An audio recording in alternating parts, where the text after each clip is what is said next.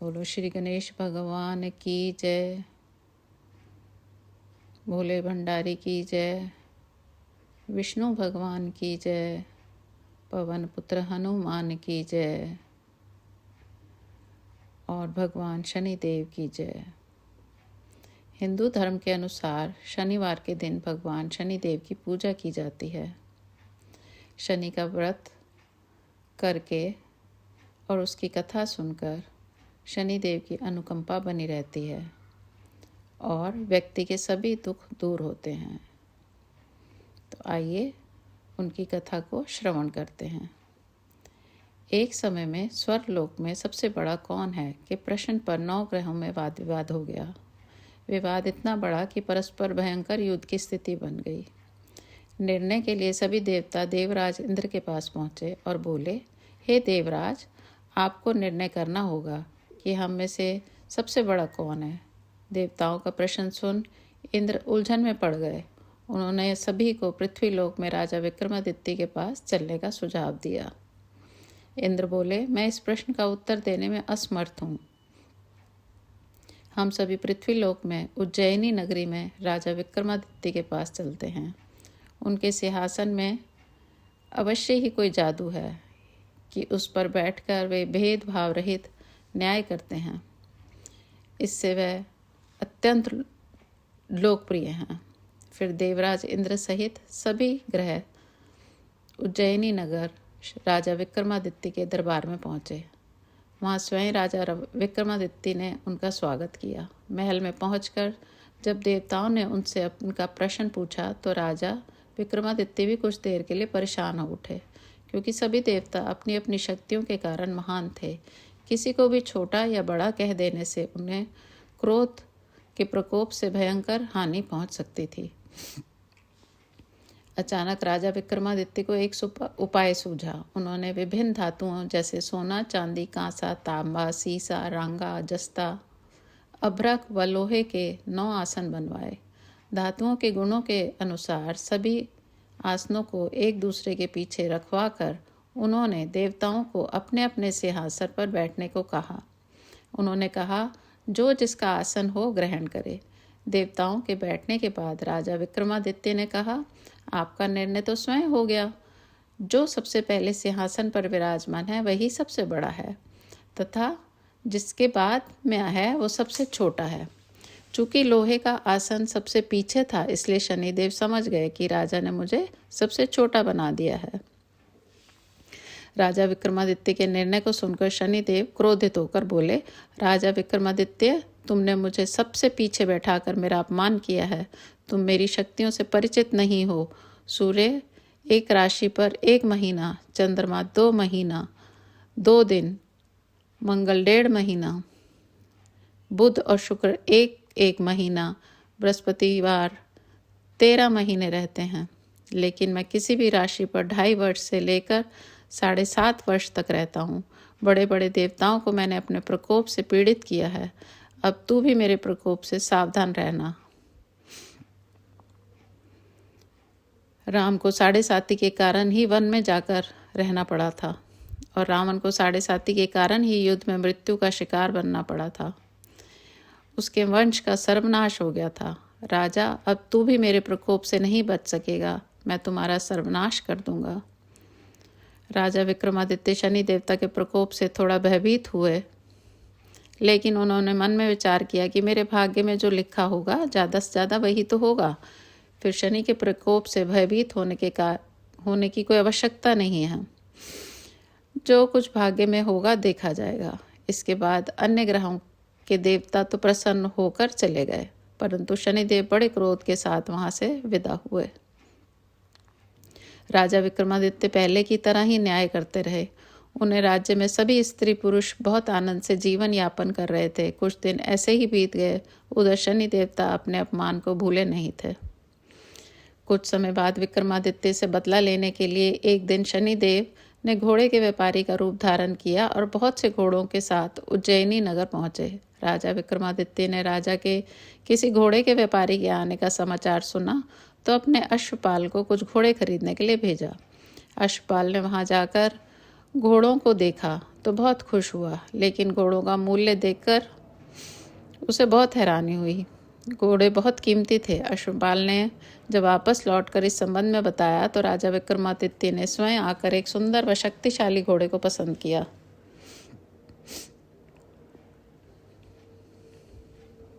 घोड़े की चाल देखने के लिए राजा उस घोड़े पर सवार हुए तो घोड़ा बिजली की गति से दौड़ पड़ा। तेजी से दौड़ता हुआ घोड़ा राजा को दूर एक जंगल में ले गया और फिर वहां राजा को गिराकर गायब हो गया। राजा अपने नगर लौटने के लिए जंगल में भटकने लगा, लेकिन उन्हें लौटने का कोई रास्ता नहीं मिला। राजा को भूख प्यास लग गई। बहुत घूमने पर उन्हें एक चरवाहा मिला। राजा ने उसे पानी मांगा। पानी पीकर राजा उस चरवाहे को अपनी अंगूठी दे दी और उससे रास्ता पूछकर जंगल से निकलकर पास के नगर में पहुंचा। नगर पहुंचकर राजा एक सेठ की दुकान पर बैठकर कुछ देर आराम किया। उस सेठ ने राजा से बातचीत की तो राजा ने उसे बताया कि मैं उज्जैनी नगर से आया हूँ। राजा के कुछ देर दुकान पर बैठने से सेठ की बहुत बिक्री हुई। सेठ ने राजा को भाग्यवान समझा और उसे अपने घर भोजन कर ले गए।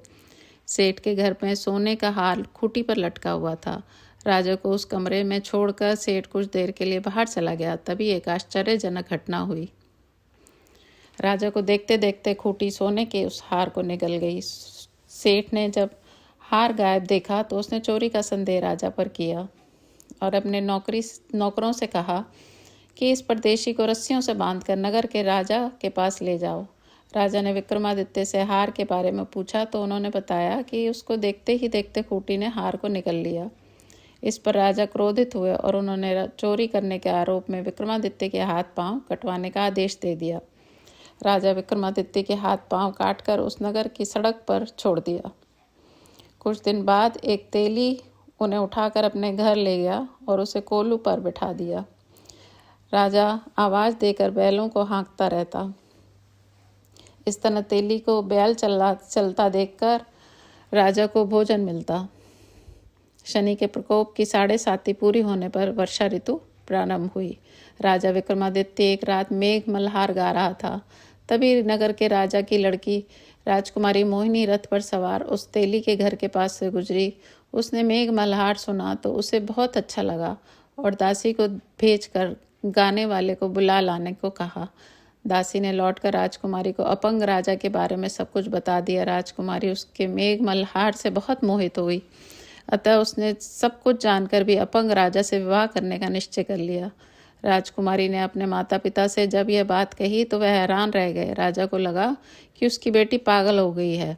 रानी ने मोहिनी को समझाया, बेटी तेरे भाग्य में तो किसी राजा की रानी होना लिखा है, फिर तू किसी अपंग से विवाह करके अपने पांव पर कुल्हाड़ी क्यों मार रही है। राजा ने किसी सुंदर राजकुमार से उसका विवाह करने की बात कही, लेकिन राजकुमारी ने अपनी जिद नहीं छोड़ी। अपनी जिद पूरी कराने के लिए उसने भोजन करना छोड़ दिया और प्राण त्याग देने का निश्चय कर लिया। आखिर राजा रानी का विवश होकर अपंग विक्रमादित्य से राजकुमारी का विवाह करना पड़ा। विवाह के बाद राजा विक्रमादित्य और राजकुमारी तेली के घर में रहने लगे। उसी रात स्वप्न में शनिदेव ने राजा से कहा, राजा तुमने मेरे प्रकोप देख लिया, मैंने तुम्हें अपने अपमान का दंड दिया है। राजा ने शनिदेव से क्षमा करने को कहा और प्रार्थना की, शनिदेव आपने जितना दुख मुझे दिया है अन्य किसी को ना देना। शनिदेव ने कुछ सोच कर कहा, राजन मैं तुम्हारी प्रार्थना स्वीकार करता हूँ। जो कोई स्त्री पुरुष मेरी पूजा करेगा, कथा सुनेगा, जो नित्य ही मेरा ध्यान करेगा, चींटियों को आटा खिलाएगा, वह सभी प्रकार के कष्टों से मुक्त होता रहेगा तथा उसके सब मनोरथ पूर्ण होंगे। इस पर मेरी अनुकंपा बनी रहेगी, उसे कोई दुख नहीं होगा। यह कहकर शनिदेव अंतर्ध्यान हो गए। प्रातःकाल राजा विक्रमादित्य की नींद खुली तो अपने हाथ पैर देखकर राजा को बहुत खुशी हुई। उन्होंने मन ही मन शनिदेव को प्रणाम किया। राजकुमारी भी राजा के हाथ पांव सही सलामत देखकर आश्चर्य में डूब गई। तब राजा विक्रमादित्य ने अपना परिचय देते हुए शनिदेव के प्रकोप की सारी कहानी सुनाई। इधर सेठ को जब इस बात का पता चला तो दौड़ता हुआ तेली के घर पहुंचा और राजा विक्रमादित्य के चरणों में गिरकर क्षमा मांगने लगा। राजा ने उससे क्षमा कर दिया क्योंकि वह जानते थे कि यह सब तो शनिदेव के प्रकोप के कारण हुआ था।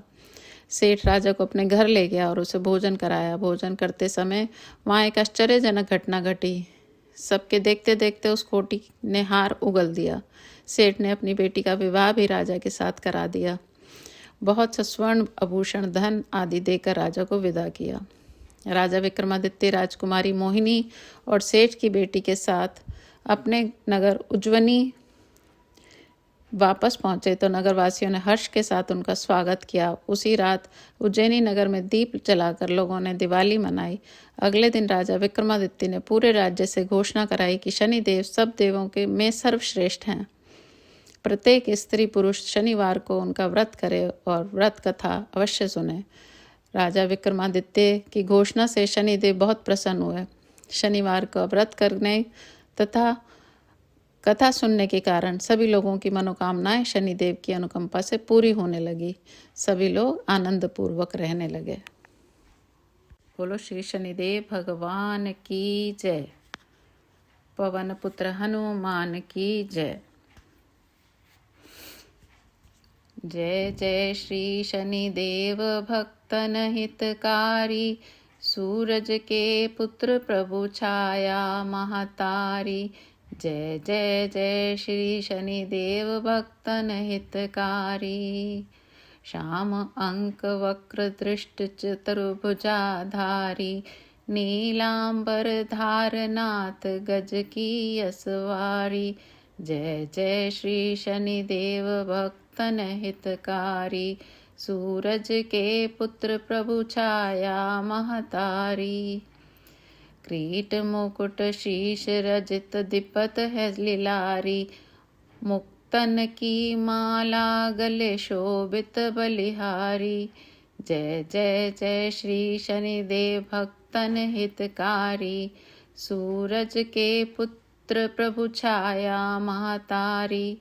मोदक मिष्टान पान चढ़त है सुपारी, लोहा तिल तेल उड़द महिषी अति प्यारी।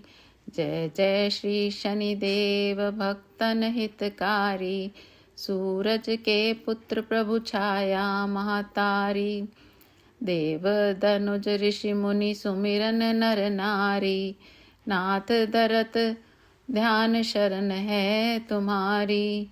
जय जय जय श्री शनिदेव भक्तन हितकारी, सूरज के प्रभु छाया महतारी। बोलो श्री शनिदेव भगवान की जय।